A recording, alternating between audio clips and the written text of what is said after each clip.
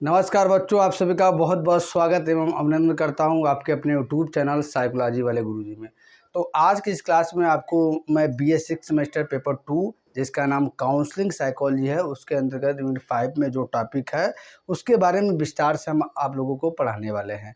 तो यूनिट 5 में जो आपका कंप्लीट टॉपिक है वो है स्कूल काउंसलिंग से रिलेटेड है, यानी कि विद्यालय परामर्श, स्कूल परामर्श क्या होता है और इसका अजम्पशंस यानी कि मान्यताएं या पूर्व कल्पनाएं क्या होती है, और साथ ही साथ इसका प्रोसीजर यानी कि प्रक्रियाएं क्या होती है। कहने का मतलब है कि जो आपका यूनिट 5 है वो पूरा स्कूलिंग काउंसलिंग से रिलेटेड है, यानी कि विद्यालय में जो परामर्श दिया जाता है वो क्या होता है, कैसे दिया जाता है, इसका प्रोसीजर क्या होता है, किन मान्यताओं पर आधारित होता है, किन सिद्धांतों पर आधारित होता है, इन सभी के बारे में हम लोग विस्तार से बात करने वाले हैं। आप लोग को उससे बस थोड़ी गुजारिश है, चैनल पर नए हैं तो उसको सब्सक्राइब जरूर कर दीजिएगा और बेल नोटिफिकेशन को ऑन भी जरूर कर दीजिएगा। चलिए क्लास को शुरू करते हैं। देखिए, एकदम इसको कोरिलेट करके आप पढ़िएगा। आप सभी जो है स्कूलिंग शिक्षा के बाद ही जो है कॉलेज की शिक्षा में आए हैं, तो इन चीज़ों को आप रिलेट करेंगे तो उसको और बेहतर तरीके से आप समझ पाएंगे। देखिए, विद्यालय परामर्श या स्कूल परामर्श पहले सिंपल तरीके से देखा जाए तो ये क्या होता है। देखिए, विद्यालय में कौन होते हैं? विद्यालय में छात्र होते हैं, टीचर होते हैं, मैनेजमेंट होता है, प्रिंसिपल होता है। लेकिन काउंसलिंग किसका किया जाता है? मेन रूप से छात्र का, स्टूडेंट का किया जाता है। और कौन करता है? काउंसलर करता है। तो विद्यालय में जो छात्र होते हैं, जब उनके विभिन्न प्रकार की समस्याओं के समाधान में एक काउंसलर उनकी मदद करता है, तो उसे हम स्कूल काउंसलिंग या विद्यालय परामर्श बोलते हैं। आइए थोड़ा विस्तार से और इसको जान लेते हैं, जिससे आपको और भी ज़्यादा स्पष्ट कॉन्सेप्ट हो जाएगा। देखिए, विद्यालय परामर्श या स्कूल परामर्श क्या होता है? देखिए, स्कूल काउंसलिंग एक व्यवस्थित सहायता प्रक्रिया होती है। इसलिए आपने देखा होगा कि नवोदय विद्यालय में भी काउंसलर को रखा जाता है। जो CBSE बोर्ड अच्छे हैं वो भी काउंसलर को रखते हैं, क्योंकि वो काउंसलर के महत्व को समझते हैं। वो जानते हैं कि पढ़ाई के लिए कई टीचर हैं, लेकिन कभी कभी पढ़ाई का ही प्रेशर हो जाता है, एग्ज़ाम टेंशन हो जाता है, बच्चों के अन्य बिहेवियर समस्या हो जाती है। तो उनके लिए एक व्यक्ति ऐसा होना चाहिए जिससे वो एकदम फ्रेंडली, एकदम म्यूचुअली मिल के अपनी समस्याओं को बता सके और वो उनकी समस्याओं का समाधान करने में सहायता कर सके। तो उस व्यक्ति का नाम होता है काउंसलर, जिसे हम परामर्शदाता बोलते हैं। ठीक है। तो स्कूल काउंसलिंग जो होता है एक सिस्टमेटिक सहायता प्रक्रिया होता है। ठीक है, एक व्यवस्थित शाखा। इसमें किसकी सहायता की जाती है? बच्चों की। जो छात्र होते हैं, जो स्टूडेंट होते हैं, उनकी सहायता की जाती है, उनकी काउंसलिंग की जाती है। कौन करता है सहायता? काउंसलर, परामर्श दाता करता है। इसमें एक प्रशिक्षित काउंसलर, ठीक है, जो ट्रेंड काउंसलर है, जिसके पास एक्सपीरियंस है, जिसके पास डिप्लोमा है काउंसलिंग एंड साइकोथेरेपी में, ठीक है, वो विद्यार्थियों की शैक्षिक यानी शिक्षा से जुड़ी समस्याएं, ठीक, व्यक्तिगत यानी कि उसकी पर्सनल जो समस्याएं हैं, सामाजिक यानी कि समाज से संबंधित समस्याएं हैं, भावनात्मक यानी इमोशन से संबंधित जैसे क्रोध, चिड़चिड़ापन, प्रेम, घृणा, इससे संबंधित समस्याएं, व्यवसायिक यानी उसके कैरियर से जुड़ी समस्याएं, इन सभी को समझने और हल करने में सहायता उससे सहायता का जो करता है उसे हम जो है काउंसलर कहते हैं। और इन सभी पूरी प्रक्रिया को हम जो है स्कूल काउंसलिंग के नाम से जानते हैं। तो ये स्कूल काउंसलिंग होता है। जैसे देखिए, शैक्षिक समस्या क्या हो सकती है विद्यार्थियों की? विद्यार्थियों को कई बार ये होता है कि उन्हें जो समझ में आता है कि कौन सा सब्जेक्ट लें, कौन सा न लें, किसी सब्जेक्ट में कम नंबर आ जा रहा है तो क्यों आ जा रहा है, ये सब शिक्षा से जुड़ी समस्याएं होती है। और उसके बाद क्या है, आपका व्यक्तिगत समस्या है, मतलब व्यक्तिगत समस्या में उसका बिहेवियरल इशू होता है, व्यवहारिक समस्याएं होती हैं, ठीक है, अनुशासन की समस्याएं होती हैं। और उसके बाद और भी कई चीज़ें होती हैं जो उसकी व्यक्तिगत समस्याएं होती हैं कि सर मुझे बहुत ज़्यादा टेंशन हो जा रहा है, डिप्रेशन हो जा रहा है, ठीक है, मैं नशा कर रहा हूँ, मैं छोड़ना चाह रहा हूँ, मैं छोड़ नहीं पा रहा हूँ।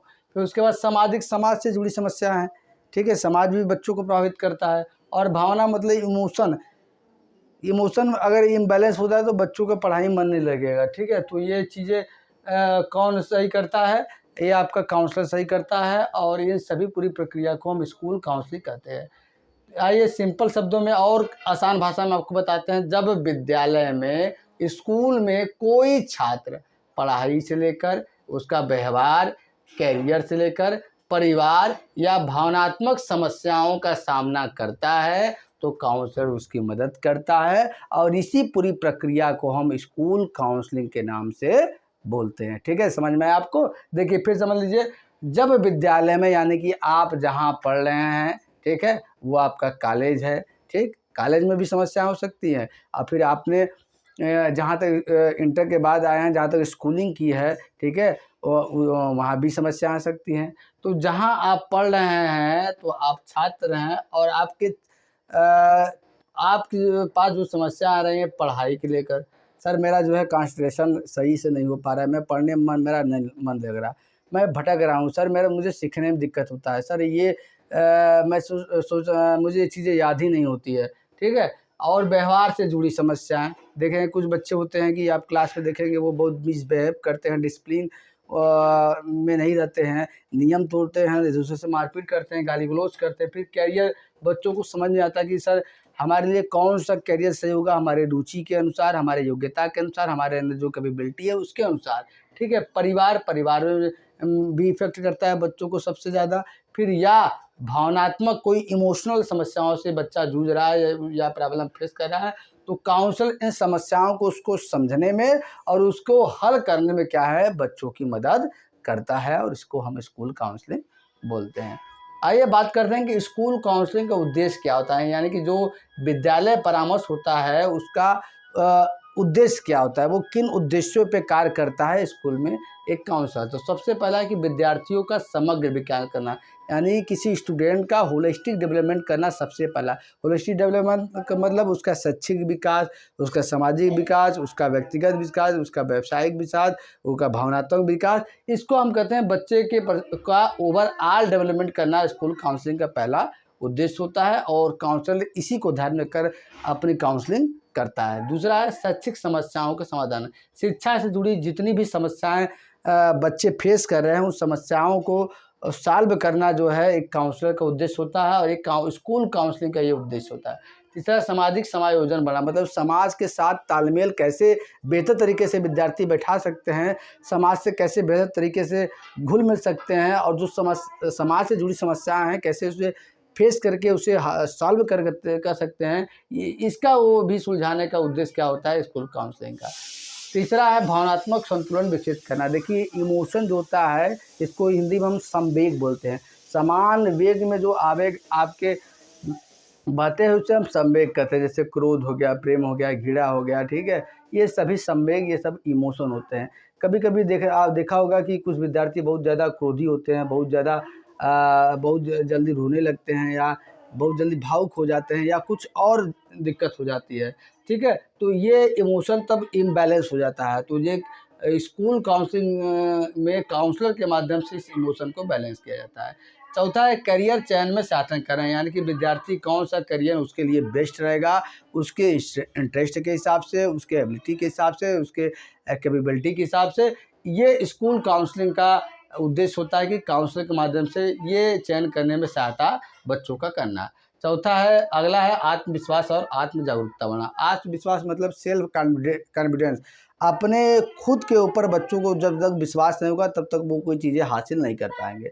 यदि उन्हें खुद ही संशय है कि अरे मैथ बहुत हार्ड है, साइंस बहुत हार्ड है, मैं नहीं कर पाऊँगा, मुझसे कैसे होगा, मैं नीट नहीं कर सकता, मैं IAS ऑफिसर नहीं बन सकता, तो जब आपको अपने ऊपर खुद पे विश्वास नहीं हो सकता है कि आई कैन डू इट, मैं इसे कर सकता हूँ, मैं इसे करूँगा, तब तक आप कुछ नहीं कर सकते हैं। तो एक काउंसलर क्या होता है, बच्चों के अंदर जो है आत्मविश्वास डेवलप करता है और आत्म जागरूकता, अपने आप को जानना, अपने आप से अवेयर कि आपकी स्ट्रेंथ क्या है, आपकी वीकनेस क्या है, आपकी जो मजबूतियां हैं वो उसको और जो है आप सही कीजिए, जो आपकी वीकनेस है उस पर काम कीजिए, उसको और बेहतर कीजिए। तो ये सभी काउंसलर जो है स्कूल काउंसलिंग के माध्यम से बच्चों में डेवलप करता है। फिर है व्यवहार संबंधी समस्याओं को कम करना, यानी कि जो बिहेवियरल इश्यूज हैं उसको भी कम करने का उद्देश्य जो होता है स्कूल काउंसलिंग होता है। जैसे हमने अभी आपसे बताया कि अच्छा आप ही बताइए कि विद्यालय में जो छात्र पढ़ते हैं उनमें व्यवहारगत समस्याएं क्या होती है। सबसे पहला डिसिप्लिन, मैनर वाला समस्या होता है, डिसिप्लिन का, मारपीट, गाली गलौज, ठीक है, जो बड़ों की इज्जत नहीं करना, ठीक, समय से विद्यालय नहीं आना या कहीं और घूमना, नशा पत्ती करना, ये सब बिहेवियरल इशू है। तो इन सबको कम करने का काम जो है स्कूल काउंसलिंग के माध्यम से काउंसलर करता है। तो there are some major objective of school counseling by which a counselor help to solve the problem of student। अगला हम देखेंगे स्कूल काउंसलिंग की मुख्य मान्यता है। अब हम बात करते हैं कि जो आपको जम्पसन और प्रोसीजर पढ़ना है, यानी कि जो हमारा विद्यालयी परामर्श है वो किन सिद्धांतों पर आधारित है, किन मान्यताओं पर आधारित है, इसकी परिकल्पनाएं क्या है, इसके बारे में हम बात करते हैं। तो देखिए, सबसे पहला है कि एवरी स्टूडेंट इज़ यूनिक, प्रत्येक विद्यार्थी अद्वितीय है। ये सही बात है। देखिए, स्कूल काउंसलिंग जो काउंसलर होता है उसको ये मान के चलना चाहिए कि प्रत्येक विद्यार्थी अपने आप में उसके अंदर एक यूनिक टैलेंट होता है, ठीक है। आगे बढ़ने की, सीखने की उसकी क्षमताएं अलग होती है, रुचियां अलग होती है। तो सबके लिए एक ही टेक्निक यूज करना सही नहीं होगा, बल्कि वो सबके एबिलिटी के हिसाब से, रुचि के हिसाब से उसके यूनिक टैलेंट को खोजना और खोज के निखारना ये काउंसलर का काम होता है। दूसरा है एवरी स्टूडेंट हैज़ पोटेंशियल, प्रत्येक विद्यार्थी में क्षमता होती है। सही बात है, प्रत्येक विद्यार्थी में क्षमता होती है सीखने की और विकास करने की और आगे बढ़ने की। सब प्रत्येक विद्यार्थी में क्षमता होती है। तो एक काउंसलर का एक जिम्मेवारी होता है कि आप जो है उस विद्यार्थी में क्षमता क्या है उसको पहचानना, उस पहचान के उसको क्या है विकसित करना है, उसका जो है लक्ष्य होना चाहिए। तीसरा डेवलपमेंट इन कॉन्टिन्यूस, यानी कि जो विकास होता है एक सतत प्रक्रिया होता है, निरंतर प्रक्रिया होता है। कहने का मतलब होता है कि एक छात्र का जो है शैक्षिक, सामाजिक, पारिवारिक, भावनात्मक ये भी विकास जो है निरंतर होता रहता है।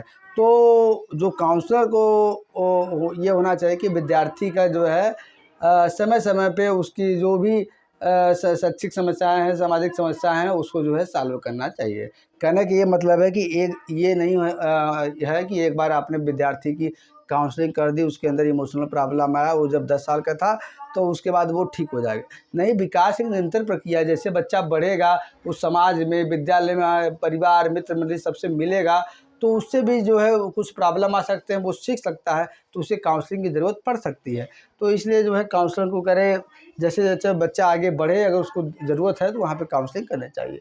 Prevention is better than cure, ये बहुत पॉपुलर लाइन है। क्या है? पॉपुलर लाइन है इंग्लिश की। Prevention is better than cure, यानी कि उपचार से बेहतर रोकथाम है। इस बात का इंतज़ार नहीं करना कि पहले रोग को हो जाने दो तब उसका इलाज करेंगे तब ठीक हो जाएगा। अरे जो रोग को उत्पन्न होने के पहले ही रोग को रोक दिया जाए, रोग उत्पन्न होने ही नहीं पाए, ठीक है। इसलिए कह रहा है कि उपचार से बेहतर रोकथाम है। इसका कहने का मतलब है कि छात्र से जुड़ी जितनी भी समस्याएं उत्पन्न हो जा रही है, फिर आप उसका समाधान कर रहे हैं, तो इससे बेहतर है कि समस्या उत्पन्न होने से पहले ही उन्हें जो है समस्या जो है उनसे जुड़ी चीज़ों के बारे में उन्हें आप अवेयर कर दें, उन्हें जना दें। इसलिए जो है काउंसलर क्या करता है, विद्यार्थियों के लिए नशा मुक्ति प्रबंधन करवाता है, क्योंकि विद्यार्थियों में आजकल नशा जुड़ी समस्या भी आते हैं। फिर जो है परीक्षा से जुड़ी जो चिंता होती है उसके लिए जो वो पहले वो वर्कशॉप चलाता है। फिर उसके बाद तनाव प्रबंधन, फिर टाइम मैनेजमेंट, फिर और भी बाकी जो चीज़ें हैं वो पहले ही जो विद्यार्थियों को अवेयर कराता है, जिससे विद्यार्थी जब उस तरह की समस्या उसके पास आने वाली होती है तो वो पहले ही उस समस्या से जो है वो वर्कआउट कर लेता है या उससे बच जाता है। इसलिए कहा जाता है prevention is better than cure, उपचार से बेहतर रोकथाम है। हम सिगरेट पीते रहें और जब फेफड़े कैंसर हो जाए तब हम कहें सिगरेट पीना बंद कर देंगे, तो ये सही नहीं है भैया। आप पहले ही आप जब जानते हैं कि इस चीज़ करने समय ये चीज़ होगा तो उसको पहले ही बंद कर दीजिए। पाँचवां है एनवायरनमेंट इन्फ्लुएंस बिहेवियर। सही बात है, जो वातावरण होता है, पर्यावरण होता है, वो बच्चों को प्रभावित करता है, बच्चों के व्यवहार को प्रभावित करता है। अब इस वातावरण में एक बच्चे के आसपास कौन कौन होता है आप जानिए। सबसे पहले बच्चा जहाँ रहता है उसका घर परिवार, उसके पास पड़ोसी, उसके मित्र, अभिभावक, स्कूल मैनेजमेंट इत्यादि सभी लोग जो है बच्चे के व्यवहार को प्रभावित करते हैं, वो चाहे पॉजिटिव वे में चाहे नेगेटिव वे में है। तो इसलिए जो है वातावरण की महत्ता को समझते हुए जो है एक काउंसलर को विद्यार्थी की काउंसलिंग करनी चाहिए। छठवां है counselling is for all student. देखिए एक मिथ ये भी होता है कि बच्चे समझ लेते हैं, लोग समझ लेते हैं कि जो काउंसलिंग होता है या जो हम मेंटल हॉस्पिटल में लोग जाते हैं वो उनके पास मेंटल जुड़ी समस्याएं होती हैं, उनके पास मानसिक समस्या होती है, कोई समस्या होती है तभी जाती है। देखिए ये मिथ है। काउंसलिंग सभी के लिए है, चाहे आपके पास छोटी समस्या हो चाहे आपके पास बड़ी समस्या हो, एक काउंसलर के पास जाएंगे तो counselling for all student, not for those student who face the problem of different type of manner, academic, vocational, etc। फिर उसके बाद है कॉन्फिडेंटली इज एसेंशियल, गोपनीयता जो है आवश्यक। देखिए इसमें गोपनीयता बहुत, छात्र और स्टूडेंट के बीच जो बात हो उसे गोपनीय रखना बहुत आवश्यक है। और काउंसलिंग में confidently is very important characteristics in the counsellor. ये बहुत मतलब कि ज़रूरी होता है कि गोपनीयता आपको रखना चाहिए, मतलब बातों को जो है शेयर तब करना चाहिए जब को आपको लगे कि छात्र की सुरक्षा खतरे में है, ठीक है, मैंने बताऊंगा तो दिक्कत हो जाएगी, तब आप शेयर कर सकते हैं। तो आपने देखा इस तरह से कुल मैंने आपको 7 मान्यताएं या 7 जो है पिलर बताए जिन पे क्या है स्कूल काउंसलिंग आपका टिका रहता है, और इसी को ध्यान रखकर स्कूल काउंसलर जो होते हैं वो बच्चों की काउंसलिंग करते हैं। वीडियो में आगे बढ़ने से पहले आपसे एक गुजारिश है कि अभी तक अगर आपने चैनल को सब्सक्राइब नहीं किया तो प्लीज़ जो है नीचे सब्सक्राइब वाला बटन दिख रहा है उसको सब्सक्राइब करके बेल नोटिफिकेशन को ऑन कर दीजिएगा, और वीडियो को ज़्यादा से ज़्यादा लाइक और शेयर भी करते रहिएगा। देखिए अब हम बात करते हैं स्कूल काउंसलिंग प्रोसीजर, यानी कि जो एक काउंसलर जो स्कूल काउंसलर होता है, जो स्कूल काउंसलिंग करता है विद्यार्थियों की, तो उसकी क्या प्रक्रिया होती है, कौन कौन से स्टेप को फॉलो करता है। क्योंकि मैंने शुरुआत में आपको बताया था it is a systematic help, यह एक व्यवस्थित सहायता प्रक्रिया है। तो देखिए व्यवस्थित कैसे, आइए बात करते हैं। देखिए सबसे पहला क्या करता है, एकदम ध्यान समझिएगा। आप देखिए कि एक स्कूल काउंसलर जो है वो एक विद्यार्थी के समस्याओं का समाधान कर रहा है, तो किन किन स्टेप को फॉलो करेगा। सबसे पहला आइडेंटिफिकेशन ऑफ प्रॉब्लम, समस्या की पहचान। सबसे पहले वो क्या करता है, विद्यार्थी की जो समस्याएं होते हैं उसको जो है पहचान करते हैं, क्योंकि समस्या जब आप नहीं जानेंगे तो कैसे आप समाधान करेंगे। तो समस्या की पहचान किया जाता है, जैसे उसकी समस्या किससे जुड़ी है, करियर से रिलेटेड है, ठीक है, परीक्षा से जुड़ी है, तनाव से जुड़ी है, नशा से जुड़ी है, या किन चीज़ों से जुड़ी है। तो पहले सबसे पहले क्या करता है काउंसलर, आइडेंटिफिकेशन ऑफ प्रॉब्लम। अब जब समस्या की पहचान हो जाती है तो फिर डाटा कलेक्शन करता है, जानकारी एकत्र करता है। पहले तो छात्र जो बताया है उससे वो समस्या के पहचान एक मोटा मोटा हिसाब लगाता है, फिर वो क्या करता है डाटा कलेक्ट करता है। डाटा कलेक्ट कैसे करेगा, छात्र से बात करेगा, छात्र के जो टीचर होते हैं वहाँ पे जो पढ़ाते हैं उनसे बात करेगा, मैनेजमेंट से बात करेगा, उसके परिवार से बात करेगा, अभिभावक से बात करेगा, मित्र से बात करेगा। इससे वो क्या है डाटा कलेक्ट कर लेता है। अब डाटा कलेक्ट करने के बाद रिपोर्ट बिल्डिंग करता है स्टेप 3 में, विश्वासपूर्ण संबंध बनाना। अब क्या है वो स्टूडेंट को इस तरीके से उसके साथ जो है अपना संबंध बनाता है कि स्टूडेंट एकदम कंफर्टेबल हो जाए अपनी जो भी समस्या हो एक काउंसलर को बताने में, ठीक है। तो रेपर्ट स्टेबलिशमेंट करना बहुत ज़्यादा आवश्यक होता है काउंसलिंग में, ठीक। विश्वासपूर्ण संबंध स्टेप 4 में क्या है, असेसमेंट एंड डायग्नोसिस। अब जो समस्या है मतलब मूल्यांकन एवं निदान। अब समस्या के कारणों पर विश्लेषण किया जाता है, समस्या के जो कारण होते हैं उनका विश्लेषण किया जाता है, यानी कि समस्या के कैसे उत्पन्न हो सकती है, उसके कारण क्या हो सकते हैं, इस बात पे जो है मूल्यांकन किया जाता है काउंसलर के द्वारा। और फिर एक निष्कर्ष पर निकला जाता है कि बच्चों की समस्या इससे रिलेटेड हो सकती है। जब ये पता चल जाता है कि समस्या इससे रिलेटेड हो सकती है तो इसी को हम डायग्नोसिस बोलते हैं। अब फिर स्टेप 5 में क्या है, गोल सेटिंग किया जाता है, यानी कि लक्ष्य निर्धारण। अब छात्र और जो काउंसलर होते हैं वो मिलकर क्या है एक लक्ष्य निर्धारण करते हैं कि किस दिशा में हमको आगे बढ़ाना है, मतलब कि क्या जो है मेरे अंदर समस्या किसको सॉल्व करने में मेरा काउंसलर मदद करेगा, जैसे आत्मविश्वास बढ़ाने में, या हमारे जो एग्ज़ाम से रिलेटेड टेंशन है उसको दूर करने में, ठीक है, या मेरे अंदर आत्म जागरूकता बढ़ाने में। तो वो एक गोल सेटिंग किया जाता है। फिर स्टेप 6 में इंटरवेंशन दिया जाता है, हस्तक्षेप, यानी कि जो भी सबसे अप्रोप्रिएट यानी कि उपयुक्त टेक्निक होता है काउंसलिंग का वो बच्चों को दिया जाता है अकॉर्डिंग टू हिज प्रॉब्लम। जैसे ग्रुप काउंसलिंग दिया जाता है या इंडिविजुअल काउंसलिंग, या तो फिर उसके बाद बिहेवियर मॉडिफिकेशन या करियर काउंसलिंग, जैसा समस्या होगा उसके हिसाब से काउंसलर क्या होता है वो अप्रोप्रिएट काउंसलिंग टेक्निक का सिलेक्शन करके बच्चों की काउंसलिंग करता है। फिर स्टेप 7 आता है फॉलोअप, यानी कि अनुवर्ती कार्य। अब जो है केवल इंटरवेंशन यानी कि हस्तक्षेप करने के बाद समस्या का समाधान करने के बाद ही काउंसलर और छात्र का जो रिश्ता समाप्त नहीं हो जाता है, बल्कि काउंसलर क्या करता है फॉलोअप भी करता है। जिससे डॉक्टर दवाई देखता है, कहता है कि 15 दिन खाइए, फिर देखते हैं क्या होता है, फिर उसके बाद जब देखता है रिपोर्ट फिर उसके बाद आगे देता है। उसी तरह से काउंसलर क्या करता है वो देखता है, उसकी प्रगति की जाँच करता है, क्या बच्चों में सुधार हो रहा है क्या नहीं हो रहा है, ठीक है। यदि सुधार हो रहा है तो ठीक है, अगर ज़रूरत पड़ेगी तो फिर उसे काउंसलिंग देता है। तो ये इसका पूरा प्रोसीजर है स्कूल काउंसलिंग का। मतलब एक विद्यालय परामर्श जो होता है उसकी प्रक्रिया होती है जिसको जो है काउंसलर क्या है अपने काउंसलिंग में जो है फॉलो करता है। अब हम बात करेंगे स्कूल काउंसलिंग की भूमिका। एक स्कूल काउंसलिंग की भूमिका क्या होती है?